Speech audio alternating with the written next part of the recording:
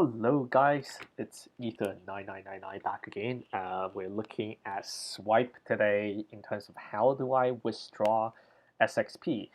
And the purpose of this video is also to kind of get people start understanding a little bit more about smart contract, um, as well how to navigate around, kind of like basic stuff on Etherscan, which can really help you understand what you are doing.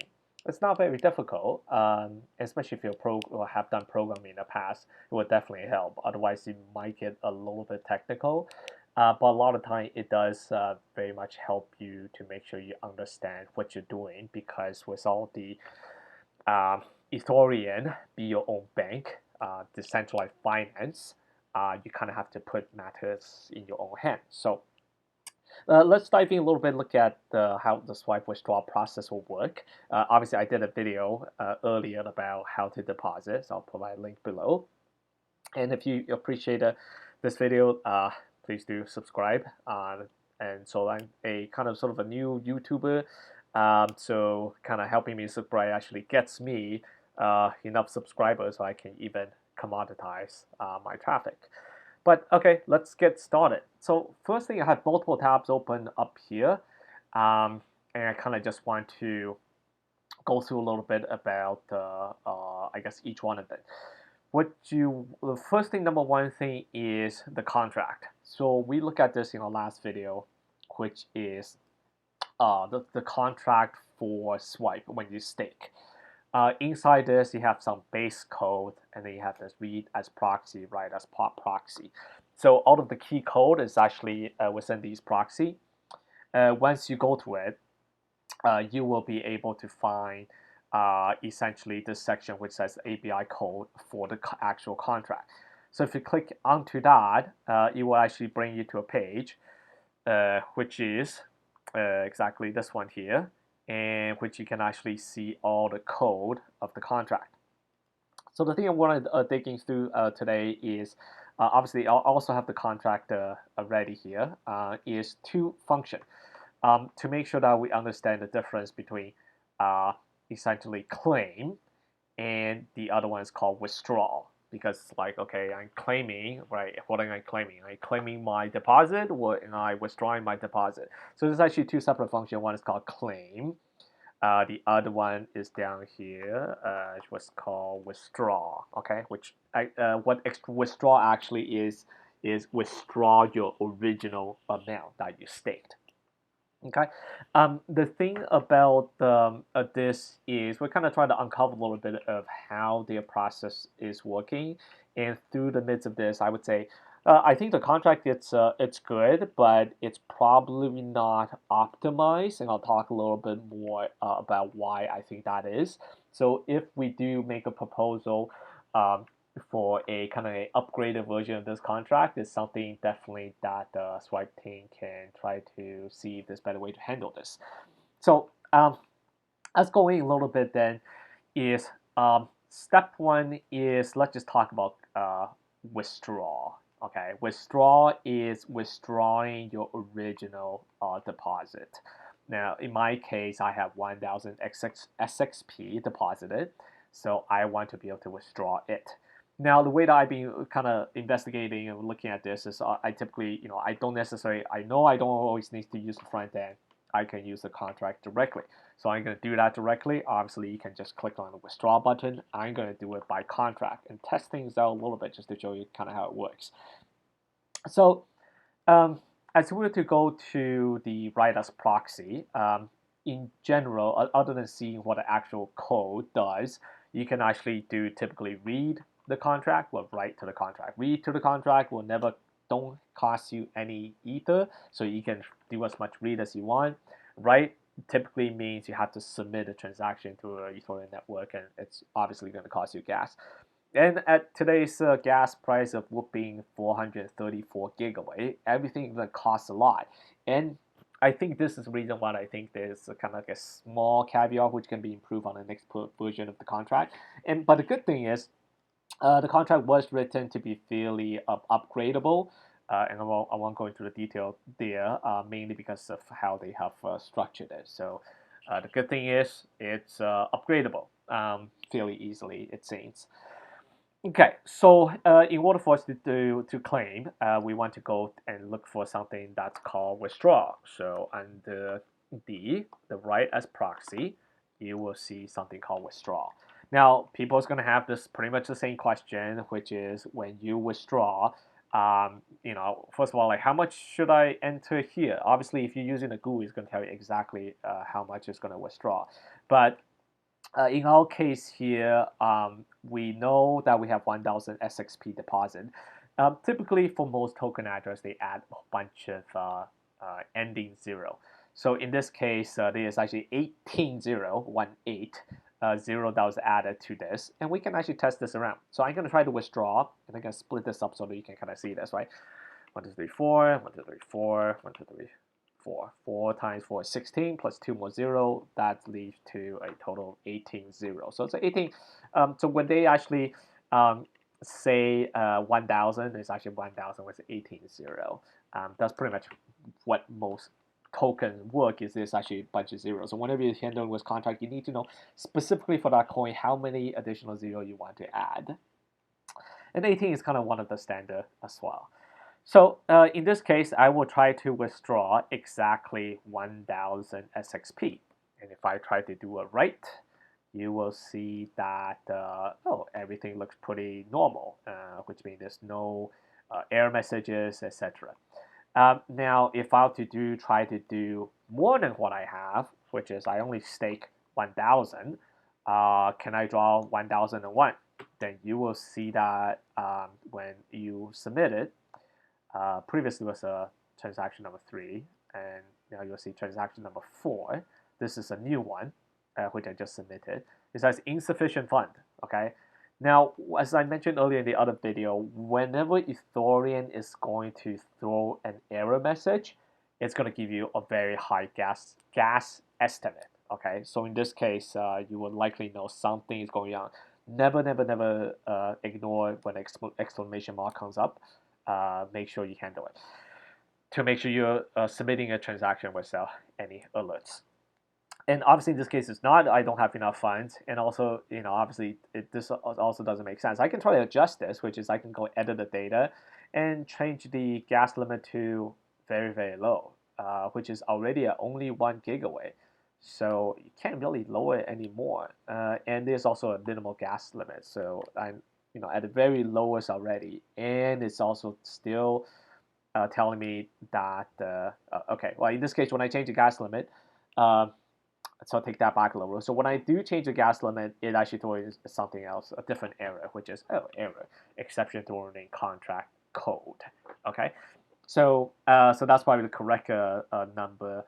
But I think this transaction default gas, this is the transaction number 3, which was the 1,000 withdrawal. If you to take a look at its default recommendation, okay, I think. Okay, MetaMask is a little bit confusing. This shouldn't be one here, just because I had submitted several other transactions which I don't want to get rid of yet. Okay, so maybe let's do that one more time. I'll show you exactly what I mean. So I'm gonna try to write again. I'm gonna reject all my other transactions because I have some data there which will come back later on, but we can reset up that again later on. So I can reject all 4 transactions. So usually if you have no idea, when you submit multiple transactions, this is going to start piling up. So if you're not too sure which one you're approving, it's best to reject all, okay? And then kind of do it again. So reject everything before that and say, oh, look, it's back at the, telling me it's a lot of gas. I can go to advanced and see, oh, the default gas limit is something like 1 million. And then the default gas price is, MetaMask calculate this based on the actual gas condition. The gas limit here is what the dev set. In general, you do not want to change the gas limit because that's depending on how complex the code is that the developer will recommend to make sure you don't end up submitting something which just don't have enough processing power. This is kind of like paying for processing power, right? And then the dev know how much code processing power needs. That's why it has a limit. Gas price is essentially how much you want to spend in order to prioritize your order to be filled, or essentially how much price you want to how much you want to be able to prioritize yourself versus everyone else's transaction. If you put any higher gas price than whatever that the highest gas is here on Ether gas station, then you will pretty much guarantee that you will be able to submit it. If you 100% want to make sure, you can add like 10 or 20 on top of the latest, because this fluctuates very quickly as well during very high traffic. Okay, back at the contract here, as we were trying to withdraw. Again, I can click on withdrawal again, and you will see. Let me see if I can close this. Well, I guess I can. Yeah, make this very low, 1, and I can save this. And you can see, oh, all of a sudden I have another transaction, and all of them is going to be like fail, fail, fail, fail, fail. Again, just because I have done the 1001. Okay, so I'm going to reject all of these because I don't want to submit the wrong transaction. But I can also go back and check exactly what was it checking in the code. So if you click over here, if you look at these withdraw function, you will see that the thing that it does check is your amount that you indicate, which is 1001. Is that going to exceed the get staked amount of the message sender, which is they have my address, and then it's going to be amount greater than whatever I had staked before. So this is the require statement. Is typically that does the pre-check, and that's what will bounce as error inside the contract. So we know it does check, okay, does it exceed the amount that I have staked? I'm going to actually do a quick check to see if I can find the get staked amount here, which I imagine inside this contract. Yep, let's just say get staked amount. So how does the contract know how much we have actually staked? So there's a read function, which actually tells you how much you have staked. It is actually the exact same thing that shows up in the front UI here, likely, which means that they just read this through a web3.eth to read from the contract exactly how much you have. So just to prove that, I'm going to go to the read part, the read as proxy part of it, and you will see I'm looking for that same function, which was called get staked amount. So I'm going to go get stake up there. Oh, get prior stake amount. Ignore that for now. Get staked amount. So I'm going to put in my address. And you will see that it will tell me how much I have staked, which is exactly 1,000 plus 18,0. Okay, so this is kind of how it knows how much you have staked and that you can withdraw. So that handles the amount you have staked. So now, not to be confused with the amount that you were getting available. Okay, so there's a multiple number here. Initially, I look at it and like, I have no idea what's going on. But technically, you have some kind of pending rewards which is not yet available for you. So I would say you can just ignore this for now because you can't even withdraw it. But one thing you need to be very, very careful based on the current system is you will have to pay for each amount that you are trying to claim. Now, what does that mean? So I have a total amount of SXP available rewards to claim, but if you scroll down my transaction here, I previously did 2 transactions already trying to claim. Okay, I tried to claim 4 and I tried to claim 0.1. Actually, what it's actually doing is it gives you your total available rewards, and it's asking you to claim however much you want. And as you claim it, you actually have to go and submit a transaction after it's published to actually claim your SXP. So you actually have to pay each time. So you have to pay for gas each time you are going to claim. So I definitely wouldn't suggest doing what I did, which is putting an amount 0.1 SXP and then having to claim that, right? Because if I do that, okay, I'm probably clicking on the wrong thing. Gonna try to click off this and reload this page and go back to this and try to go back to this transaction and say, oh, I can claim my 0.1 SXP, which is 10 cents. Now, if I'm going to be paying $10 of gas to, at current network condition, to get 0.1 SXP, that's bad idea. It looks like currently there's no way, and I can explain more why that is afterward in this video, why you cannot actually kind of revoke this and say, oh, can you actually put this back into my SXP available balance so I can withdraw the total together. So you actually cannot do that. So do not muddle with it, mess around with it with this current version of the contract with the flow that they have set up, just because of the current claim process. So I'm gonna go ahead anyways. I'm gonna make a additional one. I already did two before. I had the detailed data, which I didn't. That's why earlier in the video I had two other transactions there, which I didn't want to remove, but then I just noticed a bug on MetaMask, which means when you change gas, if you're changing gas on the earlier screen, it's gonna change all of the gases for all of your later transaction if you use advanced mode. Anyways, that's a bug, MetaMask bug, which we won't cover here. Okay, so so let me do a claim request here. So in this case, again, it's kind of trying to be smart. Try to say, hey, I have an extra additional claim already. So you might have to do some refresh to make some additional claim. If you have existing claim already, which you haven't processed, which means submit to transaction to Ethereum to claim it to you. So after a refresh, you should be able to claim a new amount. So this is the amount I had available for claim. And I'm gonna just be, silly and just do another 0.1 SXP because I don't have much here anyways. So I'm gonna try to claim an SXP. I'm gonna say submit a request, waiting for it publish. Then the first time I was looking at this, I'm like, what is it doing? Because my actually initial thought of how I would program this is put everything on chain, which means all the staking rewards, the calculation will be on chain. So it appears, because of this, now it appears to me that they are running a backend, which would actually essentially take this number, which I believe they calculated from the backend, and they submit it to the Ethereum blockchain on their backend. So they have a backend process which should be updating the Ethereum smart contract so that you can later unclaim it. And I can explain why I believe this is so. But comments below if you think it's different. Why this is so.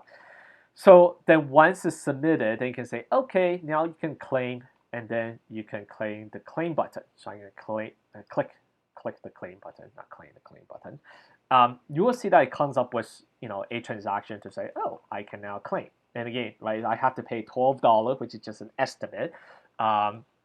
Based on the gas limit, because usually you won't hit the gas limit. So whatever the estimate is, it usually is going to be somewhat below that, based on the the gas price that MetaMask recommends, which is something like this. Which usually I think they're fairly aligned with either gas station, which should be something like % standard.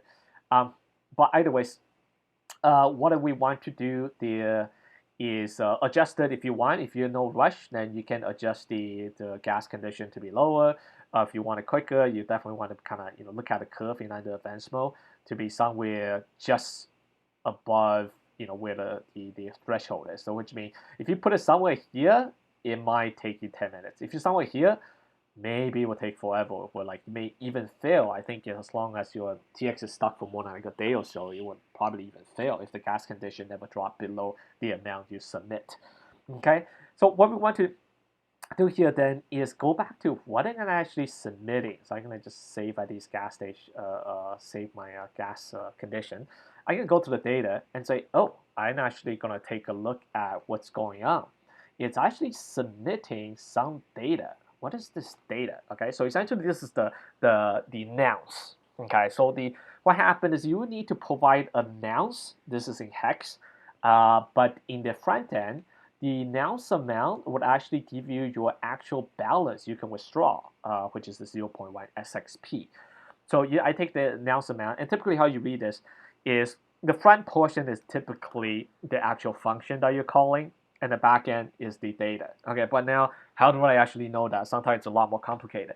There are websites, and I'm going to introduce one of them today. I just randomly look up Ethereum input data decoder. But actually on Etherscan, once you have submitted a transaction, you can actually go to the bottom of it and look at it and do a decode on it. However, the only problem is if you haven't made it into the mempool, which means if you put in the gas too low, that's not even going to show up, which means you won't be able to decode all of that code. I can actually probably try to show you guys this if you just look at any of the, no, this is, let's look at, that's actually my wallet.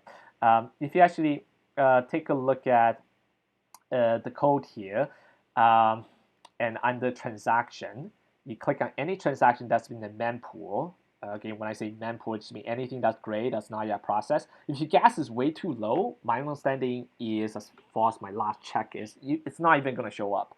You won't even make it to the mempool if it's because there's a certain limit in terms of the mempool. So if you go down here, if you click to see more, you will see that it gave some kind of function, the method which equal the function, and then some data. What you can actually do is actually click on the original. Okay, yeah. So this is the kind of what we're seeing earlier, which is kind of decoder thing. But so what you can do is take the ABI of the contract, take your input data. It's actually going to decode it and tell you exactly what it is doing. So in this case, okay, first of all, you're going to ask where do you get ABI? So in all contracts, you will be able to find the ABI directly. So in this case, this is the contract that we were looking at earlier, and you can click on the contract code. Okay, sorry, we're actually looking for the proxies code. So looking at the ABIs of the actual contract, which is the code I was showing you earlier on my Atom browser. If you go to the bottom of the code, all of the codes which has been published, sometimes publishers don't publish the code because they want to keep it secret, so only they know the ABI. But as long as it's published, you should be able to go to the contract and copy this ABI. Use the copy button. I just tried to do a Control A, Control C, copy. Select all copy. That doesn't work. Paste it into here, and then you will see you can also paste your input data, which tells you exactly how to interact with the contract. In this case, okay, I'm not going to reject here. I'm going to go to the data, select my data here, and I can put it as input data 172, and it's going to say, oh, okay, decode. So it just means I'm putting inputs 172 as the nouns. Okay. So now, what does 172 actually do? So first of all, 172, if you convert that to decimal, it's actually 370. So this number is important because if you go back to the contract now, and if you go to okay, the reader's proxy, you will see the way that they have set up is if I put in my address, first of all, I can put the not 172, that's hex 370 here, and I'm gonna take my address. I'm gonna reject this one here. I'll take my address, paste it in here, and I should be able to query 0.1. Okay, so if you take out the 18 digit, you should see, well, I mean, this is actually less than 18 because of I'm only withdrawing 0.1 SXP. I'm going to just kind of borrow this space as kind of the text to kind of prove you that, right? 1, 2, 3, 4, space 1, 2, 3, 4, 1, 2, 3, 4, 1, 2, 3, 4. Okay. So remember we talked about it was 18 decimal. There's 18 decimal places here. So that's my exact amount that I was claiming. So as you can see that this approved claim map under read actually requires your address and this nouns. And by the way, this nouns is in decimal. So I was trying earlier in hex, which is exactly what they submit in the data. It didn't work. So I actually have to take the data from the convert it to decimal, and of course I just use on the web find a hex to decimal converter and take that to convert that. Now the other thing is I actually submitted several transactions. So if you look at this one earlier. So I'm going to try to claim this one because I didn't end up submitting all of them. This was just a test. Again, it's kind of trying to be smart and try to just give you your latest one because it says, oh, you have something claimed. So if you want to claim a different one, if you have multiple ones going on, you will have to go back and select the right one, and by doing a refresh and then doing your claim. So once you do your claim here, you can go to data and see, okay, I have this other one called 16E. Okay, so I know this. I was going to just copy this last part and convert it to decimal. So 16E is 366, and 366 is my earlier claim. So if I put in actually 366, this number will come up to be 4 something, which is my 4 SXP I'm trying to claim. Okay, so the part about optimizing this is, first of all, how does the contract know how much SXP I can claim? Because it appears that in the back end, when you click this claim button, Swipe Network is going to use their backend to kind of update the amount you can claim on their backend, which I'm saying it's not so nice because technically, in order for them to publish that number, they have to pay gas. So that's the part I would recommend they look at how to improve upon this process, which specifically is if I'm just going to be nasty, I'm going to keep claiming. Okay, I'm going to do like 0.01, and please, probably everyone probably shouldn't be doing that because you might think, okay, I'm going to do all of this and then therefore, I'm going to kind of make Swipe pay a lot of gas, right? Because each time it does it, I think it takes fairly quickly. It was in 1 or 2 minutes. So I'm guessing they're paying like 400 or more gigaway on their back end to submit the update. But now keep in mind, it is a back end, so technically they might be able to change this to say, hey, you need to withdraw at least one SXP, right? So you can't do like infinite zero and kind of submit thousands of these transactions and trying to get them to submit all this in gas. So, I mean, technically it's still safe, but this is probably something that can be improved on in their future contract. But what I would really like to see, as I was saying earlier, is I would really prefer that they just make a contract and put everything on chain. So which means like why do this extra backend if you can do all the calculation on chain? Yes, it's gonna take you a little bit more gas because you have to do the calculation, but then everything is kind of more clear. I believe that's kind of how it's working because this is the only place where they're updating the contract and returning me announce in decimal, which I can then use to query, which ultimately is okay, great. Now I have announce. In this case is 366. Finally is when I need to do a write to proxy, which is finally I don't want to be using the wrong word. I can finally do a claim. Okay, so if you go back and take a look at the code, claim means the amount that you have been awarded, not to be confused with withdrawal, which we talked about earlier, which is just the amount that you have staked. Claim is claiming the interest or the stake balance that you have, right? If you go to claim, you you will see it's going to ask you for nouns. So that's why earlier it's like, huh, what nouns? Like, what? How do I make sure? Like, how do I get it right now? So I kind of just show you all of that just now by contract. Then you will see this whole bunch of required statement, which is make sure the return of the mapping of the nouns of you is going to be having an amount greater than 0, which I showed you earlier, right? The approved claim map, right? Which is the function I was just showing you earlier under the read, right? Just a reminder. Approved claim map is just the function which I input my address and put in the nouns. Okay, so all it does is in this case it's checking that nouns, the amount that comes back is greater than 0. If it's less than 0, then there's probably something wrong where you just can't withdraw. And it actually does this additional check to say, hey, the total amount claimed is gonna be less than or equal to the reward pool amount, which is the total pool. I was thinking this might be related to your amount, but this is just a total pool available. So which means it does do a safety, which means if your withdrawal is greater than the total pool, which everyone can withdraw from, then don't let the user do that. Just to double check on that, you will see you can find that amount as well, which is, I think, reward pool amount. And you can also take a look. I'm going to again borrow this as a notepad here. 1, 2, 3, 4. 1, 2, 3, 4. Oops, I can do that. 1, 2, 3, 4. 1, 2. Okay, so there is actually the 824, and this is the 18 decimal here, right? So this is actually 824 million SXP that's claimable in the reward pool. Okay, so this should align to the reward pool number, which we would, which is in the public information. Okay, so as a wrap up, so you should be able to then go to the proxy write function. I have another tab open for that. See. Okay, maybe I closed it already. Sorry for jumping back and forth. So let's go to write as proxy and to be able to do your claim.